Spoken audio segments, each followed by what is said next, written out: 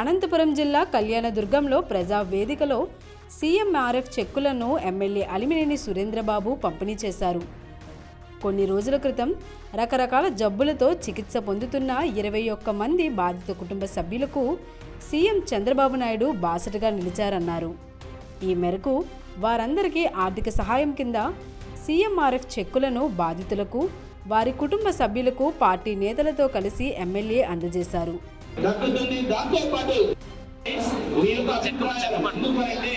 ఇంతవరకు మనకు ఒక సంవత్సరం పూర్తి చేసుకున్నటువంటి మన పరిపాలనలో మన కళ్యాణదుర్గం నియోజకవర్గం ఈరోజు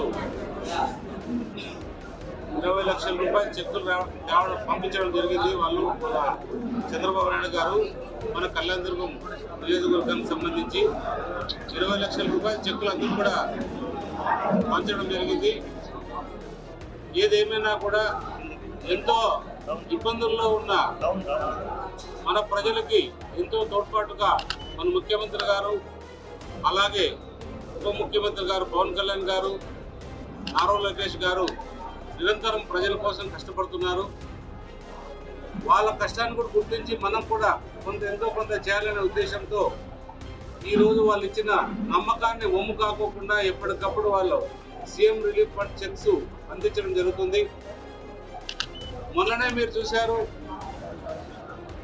తల్లికి వందనం అనే కార్యక్రమం సంబంధించి ఇంట్లో ఒకరున్నారా, ఇద్దరున్నారా, ముగ్గురున్నారా, 5 మంది ఉన్నారా, 6 మంది దాకా కూడా ప్రతి ఒక్కరికి కూడా డబ్బులు ఇవ్వడం, ప్రతి ఒక్కరు కూడా 13,000 రూపాయలు వాళ్ళ అకౌంట్లో జమ చేయడం, 2,000 రూపాయలు కలెక్టర్ అకౌంట్లో జమ చేయడం, ఇదొక నిజంగా అది చెప్పాలంటే కూడా ఇది ఒక అద్భుతం.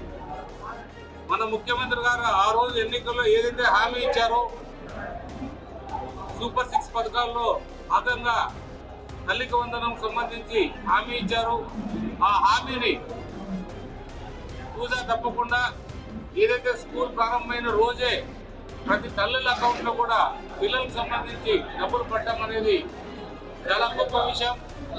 మన రాష్ట్రాన్ని దివాళీ తీయించిన జగన్ రెడ్డి అతను ఒకటే అనుకున్నాడు, పూర్తిగా మన రాష్ట్రాన్ని దివాళీ తీయించాను, చంద్రబాబు నాయుడు తరమే ఉంది, పవన్ కళ్యాణ్ తరమేమవుతుంది, లోకేష్ బాబు తరమేవుతుందని అనుకున్నాడు.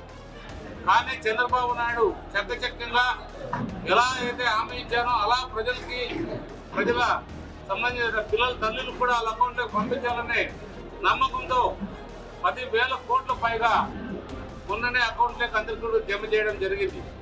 ఇంకా కూడా కొంతమంది మిస్ అయిన వాళ్ళు ఏదైనా ఉంటే వాళ్ళు కూడా నమోదు చేసుకొని ఏదైనా ఉంటే కూడా ఆ కరెక్షన్ చేసుకుంటే కూడా వాళ్ళకు కూడా ఇస్తామని చెప్పడం జరిగింది.